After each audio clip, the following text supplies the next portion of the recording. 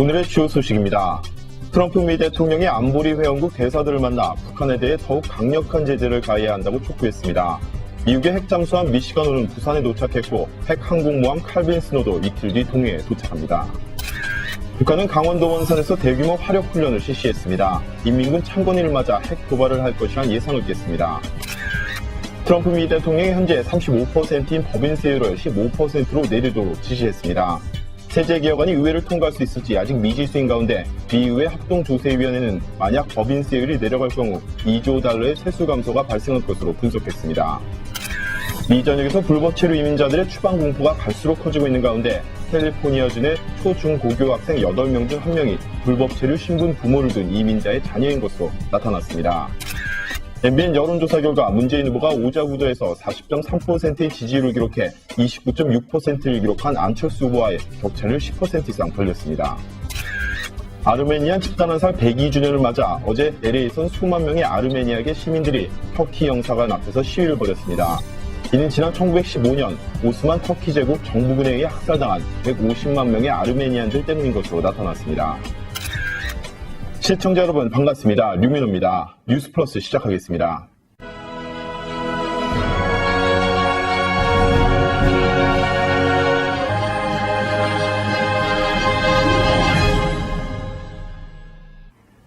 LA를 비롯한 피난처 도시의 연방정부의 재정 지원을 중단하겠다는 트럼프 대통령의 행정명령에 제동이 걸렸습니다. 샌프란시스코 연방지방법원은 오늘 피난처 도시의 연방 재정 지원을 중단한다는 내용의 행정명령 집행에 대해 예비적 금지 명령을 내렸습니다. 샌프란시스코와 산타클라라 카운티 등 두 곳이 트럼프 대통령의 행정명령이 연방 예상 수억 달러를 삭감시키게 한다며 법무부를 상대로 낸 소송에서 잠정적으로 원고에 손을 들어준 것입니다.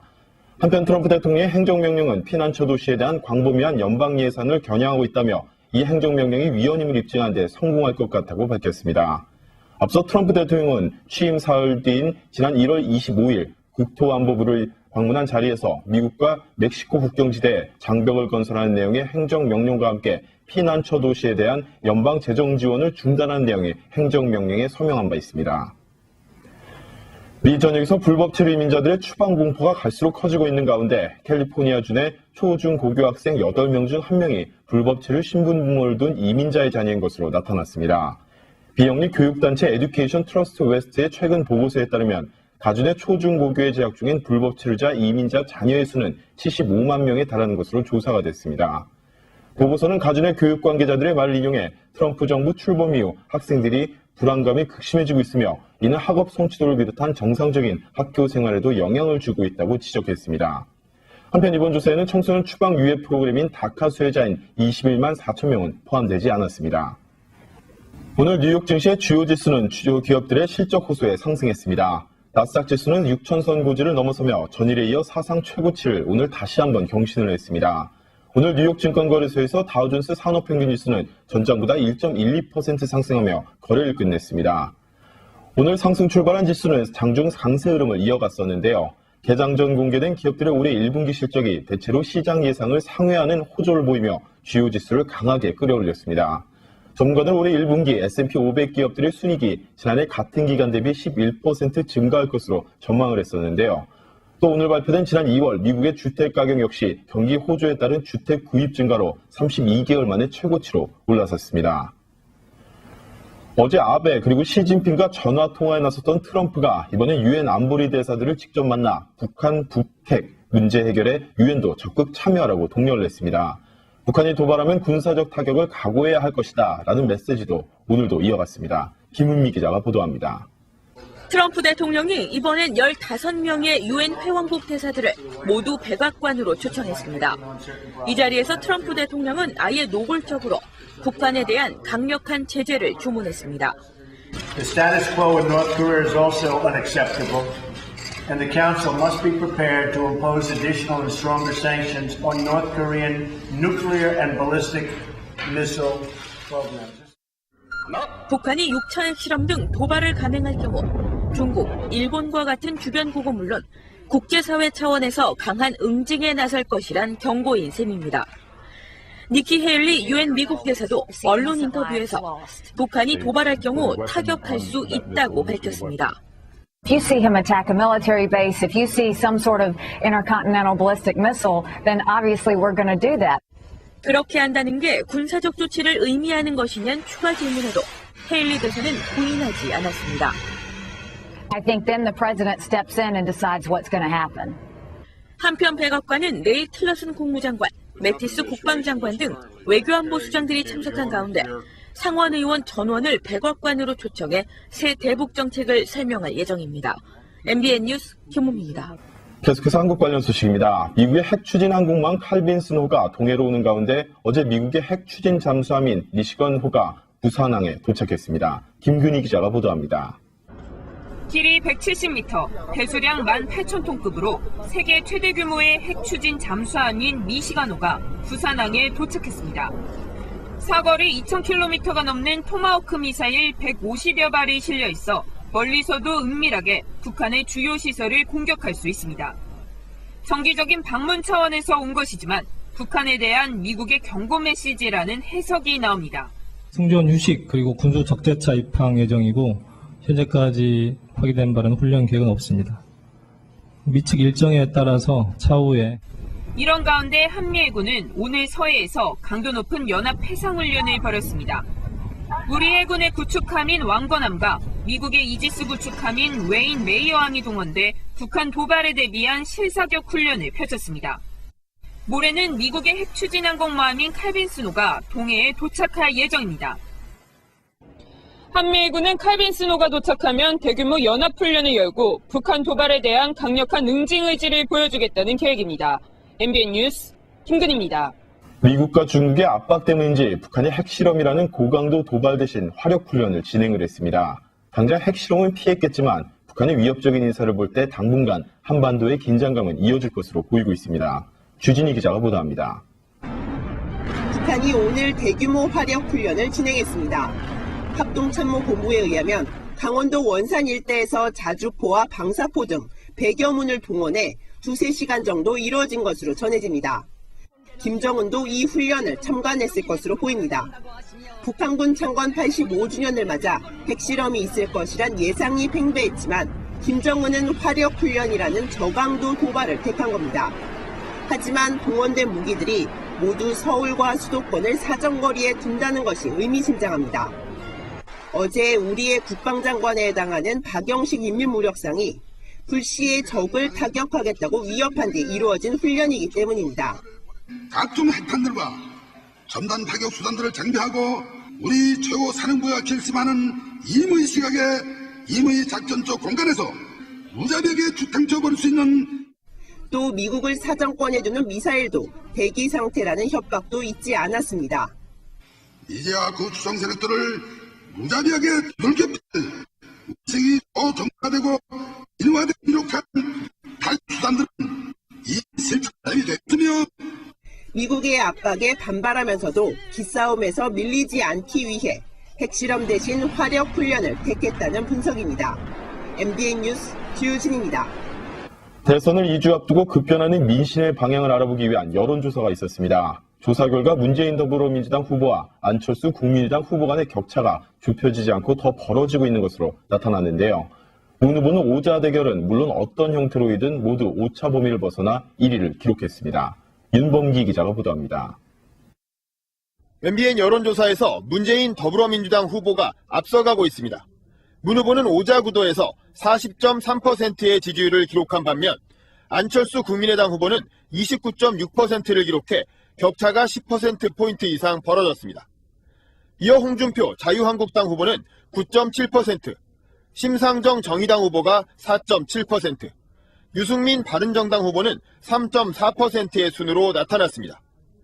현재 후보를 계속 지지하겠느냐는 질문에는 71.7%가 그렇다고 답한 반면 25.5%는 지지 후보를 바꿀 수도 있다고 답했습니다.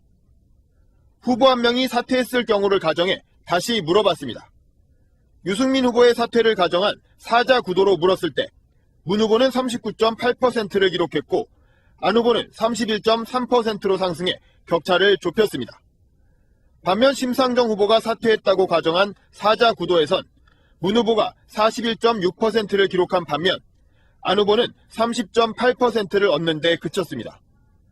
유 후보와 심 후보가 모두 사퇴를 가정한 3자 대결에서는 문재인 43.2%, 안철수 33.6%, 홍준표 10.5%를 기록했습니다. 한편 이번 대선에서 반드시 투표하겠다고 밝힌 사람은 85.7%였고 가급적 투표하겠다는 응답도 8.7%에 달해 94.4%가 투표에 참여할 뜻을 밝혔습니다. MBN 뉴스 윤범기입니다. 문재인 후보는 대구, 경북과 강원 지역을 제외한 모든 지역에서 다른 후보들을 앞선 것으로 드러났습니다. 특히 20대부터 50대 중장년 모두가 문 후보를 지지하고 있었습니다. 김문영 기자입니다. 문재인 더불어민주당 대선 후보가 대구, 경북, 이른바 TK와 강원도를 제외하고는 모두 선두를 달리는 것으로 나타났습니다. TK에서 27.8%의 지지를 얻은 안철수 국민의당 대선 후보는 26.8%가 지지하는 문 후보를 오차 범위 내에서 간신히 제쳤습니다. 강원에서도 안 후보와 문 후보가 각각 34.3%와 32.6%의 지지율을 얻었습니다. 하지만 그 외의 지역에서는 문 후보가 지지율 2위인 안 후보를 제치고 모두 1위를 고수하고 있습니다. 특히 광주와 전북, 제주에서 문 후보는 과반 이상의 지지를 받는 것으로 드러났습니다. 세대별로는 20대부터 50대 중장년층까지 모두 문 후보를 지지했습니다. 격차가 가장 적게 벌어진 50대에서도 문 후보는 안 후보보다 6.4%포인트만큼 더 지지를 얻어 오차 범위 밖에서 앞섭니다. 반대로 60대 이상에서는 안 후보가 43.4%의 높은 지지를 받고 있습니다. 정치 성향별로는 중도를 표방한 유권자들 중 40.9%가 문 후보를, 35.4%가 안 후보를 지지하는 것으로 분석됩니다. 한편 그 외에 매우 보수는 홍준표 자유한국당 대선 후보, 다소 보수는 안 후보, 진보는 문 후보 등 지지하는 후보가 확연히 갈렸습니다. MBN 뉴스 김문영입니다. 지난 2012년 치러진 18대 대선에서 당시 박근혜, 문재인 대선 후보에게 한 표를 던졌던 유권자들은 이번 대선에서 누구의 손을 들어줄까요? 이동석 기자가 보도합니다. 지난 18대 대선에서 당시 박근혜 대선 후보를 찍은 유권자들에게 이번 대선에선 어느 후보를 지지할지 물었습니다. 안철수 후보가 40.6%로 가장 높은 지지를 얻었고 홍준표, 문재인 후보가 각각 23.8%와 14.2%를 기록했습니다. 유승민, 심상정 후보는 5.5%와 2.8%의 지지율을 기록하며 뒤를 이었습니다. 18대 대선에서 당시 문재인 대선 후보를 찍었던 유권자들에게도 물었습니다. 문재인 후보가 66%, 안철수, 심상정 후보는 각각 20.8%와 4.9%, 유승민, 홍준표 후보가 1.7%와 1.2%의 지지율을 기록했습니다. 문 후보는 자신을 찍었던 유권자의 절반 이상으로부터 다시 지지를 받고 있지만 20.8%는 안 후보로 이탈한 셈입니다. 2012년도에 중도층 혹은 중도 보수층들이 그리고 안철수 후보 쪽으로 이동하고 있다. 이렇게 우리가 이야기할 수가 있습니다. 18대 대선에서 박근혜, 문재인 후보를 선택한 유권자들이 다음 달 9일 최종 투표에서 누구를 선택할지 관심이 모아지고 있습니다. MBN 뉴스 이동석입니다. 문재인 더불어민주당 후보는 안철수 국민의당 후보와 지지율 격차가 더 벌어지자 이제는 절반을 넘어서는 확실한 득표를 목표로 세우고 있습니다. 현재 국회 의석수가 과반수를 못 넘기는 만큼 득표율을 최대한 끌어올려 안정적인 집권 배경을 만들겠다는 전략입니다. 안보람 기자입니다. 역량과 호남, 충청, 전국에서 지지받는 사상 최초의 대통령, 국민통합 대통령 되겠습니다. 양강구도를 형성해온 안철수 국민의당 대선 후보의 지지율이 하락세로 돌아서면서 문재인 더불어민주당 대선 후보는 꿈에 한 발 더 다가선 모습입니다. 2강 3약 구도였던 게 이제는 1강 1중 3약 구도로 변하고 있고 이번 주 후반이면 이런 구도가 더 공고해질 것이라는 게 문 후보 측 분석입니다. 자연히 관심은 얼마나 높은 득표율로 승기를 잡느냐로 쏠리는데 현재 판세라면 50%가 넘는 득표도 가능할 거란 기대가 나옵니다. 경선이 끝난 이후 부산과 울산, 경남을 2번이나 찾은 것도 이와 무관하지 않습니다. 지난번에는 한 40%도 좀 못 미쳤는데 이번에는 한 60% 주시겠습니까? 안희정 충남지사에게 패배를 안겼다는 인식 때문에 상대적으로 싸늘한 민심을 보이는 충남에서는 안 지사의 가족을 전면에 내세우고 안희정 마케팅을 펼쳤습니다. 이번엔 문재인 미는 게 안희정 미는 거다. 맞습니까? 맞습니다. 다당제 상황에서 안정적인 국정 운영을 꾀하려면 높은 지지율은 필수적인 만큼 한 표라도 더 얻기 위한 움직임은 막판까지 계속될 것으로 보입니다. MBN 뉴스 안보라입니다. 떨어지는 지지율 말고도 안철수 국민의당 대선 후보를 괴롭히는 게 있습니다. 바로 넘쳐나고 있는 네거티브인데요. SNS나 문서 등 증거를 남기지 않고 이른바 입에서 입으로 전해지는 네거티브가 심각하지만 별다른 대응책도 찾지 못하는 모습입니다. 오태영 기자입니다. 지난 대선 때 후보를 양보해드렸습니다. 이제 더 이상 이명박 정부가 정권이 연장이 되면 안 된다고, 그런데도 MB 아바타입니까? 호남 지역을 중심으로 안철수는 MB 아바타라는 네거티브 공세가 확산하자 안 후보는 문재인 후보 측을 의심하며 문제를 제기합니다. TV토론을 통해 허위 사실을 일축시키겠다는 의도였지만 오히려 다른 지역 유권자에게 네거티브 내용을 알리는 부작용만 커졌습니다. 특히 SNS나 문서 등 증거를 남기지 않고 이른바 입에서 입으로 퍼지고 있는데 뾰족한 대응책도 찾지 못하고 있습니다. 영남권에서는 지역에서 부정적 인식이 강한 박지원 상임선대위원장을 적극 부각시키려는 박지원 상황론이 기승을 부리고 있습니다. 안철수 대통령 되면 대북 정책에 한해서는 박지원 씨가 대통령이다. 이런 말도 돌고 있습니다. 박지원 대표가 직접 진화에 나섰지만 박지원 대표가 안철수 후보가 대통령이 되면 어떠한 임명직 공식도 맞지 않겠다 이렇게 말씀한 바가 있고요. 이미 영남 지역을 중심으로 광범위하게 퍼져 있어 속수무책인 상황입니다. 답보 상태에 빠진 지지율 속에 각종 네거티브 공세에 시달리고 있는 안 후보가 이를 타개하고 승부수를 찾을 수 있을지 주목됩니다. MBN 뉴스 오태윤입니다. 바른정당이 밤 12시를 넘기면서까지 총회를 하며 심야 의원총회를 열었고 홍준표, 안철수 그리고 유승민 후보 간 3자 단일을 하기로 했죠. 하지만 정작 당사자인 유 후보는 완주 의사를 분명히 했습니다. 그럼 단일화는 어떻게 추진하겠다는 걸까요? 오지혜 기자입니다. 이른바 반문재인 연대를 위한 통합에 무게가 실리며 끝난 바른정당 의원총회. 정작 당 대선 후보인 유승민 후보는 흔들림 없이 선거운동을 이어갑니다. 기존의 입장하고 변한 게 아무것도 없습니다. 예. 지금 이게 의사하신 거죠? 예. 사실상 연대 불가론에 삼선 김성태 의원은 유 후보의 태도가 이기적이고 무책임하다고 직격탄을 날렸습니다. 당 지도부도 3자 후보 단일화를 공식 제안한다며 유 후보를 압박했습니다. 양당의 책임 있는 분들에게 저희 당 의총 논의 결과를 설명을 드리고 절차를 논의하는 그런 과정을 적극 밟기로 그렇게 했습니다. 하지만 유 후보는 내일도 서울 유세 일정을 잡는 등 완주 의지를 굽히지 않고 있어 후보 단일화가 급물살을 탈지는 여전히 미지수입니다. MBN 뉴스 오지혜입니다. 낮은 지지율에도 불구하고 유승민 바른정당 대선 후보가 완주 의사를 굽히지 않으면서 당 내부 분위기가 심상치 않습니다. 탈당을 고민하는 국회의원들도 있다고 합니다. 최은미 기자입니다. 바른정당 내부에서 단일화 요구가 거센 이유는 대선 이후 닥칠 상황 때문입니다. 이번 대선에서 승리하기 어렵다는 건 대부분 인정하고 있습니다. 다만 얼마나 의미 있는 지지율을 기록하느냐가 관건인데 지금처럼 5%도 채 안 되는 낮은 지지율을 기록하면 대선 뒤 당의 존립 자체가 위협받을 수 있다는 위기감이 큰 겁니다. 이렇다 보니 탈당을 고민하는 의원들도 적지 않습니다. 정치권 관계자는 바른정당 의원 중 일부가 곧 탈당할 수 있다는 이야기가 확산하고 있다며 지금 이름이 거론되는 사람만 6, 7명이라고 말했습니다. 당 조직은 이미 흔들리고 있습니다. 탄핵 국면 당시 지역구 국회의원을 따라 함께 탈당한 지자체장과 시도의원들이 바른정당을 떠나고 있습니다. 당의 최대 주주라고 할 수 있는 김무성 의원의 지역구인 부산 중구 영도구에서조차 2명이 탈당하는 등 서울과 인천, 부산에서 탈당 사태가 속출하고 있습니다. 당장 내년 6월 지방선거를 준비해야 하는데 바른정당 후보로 출마하면 승산이 없다고 판단한 겁니다.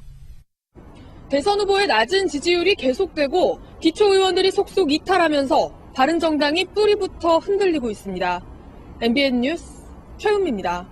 아르메니아 집단 학살 102주년을 맞아 어제 LA에서 수만 명의 아르메니아계 시민들이 터키 영사관 앞에서 시위를 벌였습니다. 어제 시위는 오전 10시부터 LA 인근 리틀 아르메니아 지역에서 시작이 됐었는데요. 수만 명의 시위대가 아르메니아 국기를 흔들며 진실 규명과 터키의 사과를 요구했습니다.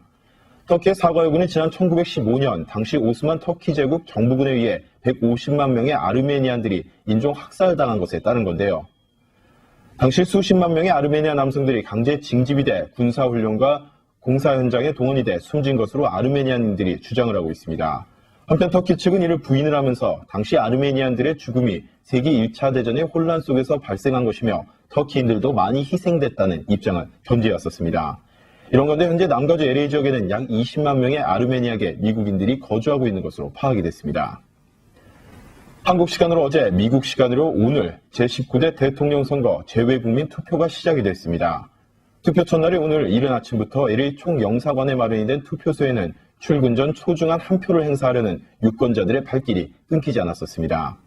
재외국민들에게 투표는 단순한 한 표를 넘어 애국심일지도 모르겠습니다. 사상 유례가 없는 짧은 선거 일정에 민주주의 가치를 실현하는 데 가장 큰 힘이 될 수 있는 소중한 한 표. 민주주의는 정지된 것이 아니라 영원히 계속되는 행진이다 라는 말이 있습니다. 민주주의 가치를 실현시키는 가장 큰 힘, 투표권을 행사해서 민주주의를 계속 실현할 수 있기를 바라보겠습니다. 앵커 브리핑이었습니다. 저는 내일 같은 시간 다시 찾아뵙겠습니다. 지금까지 진행의 류민호였습니다. 고맙습니다.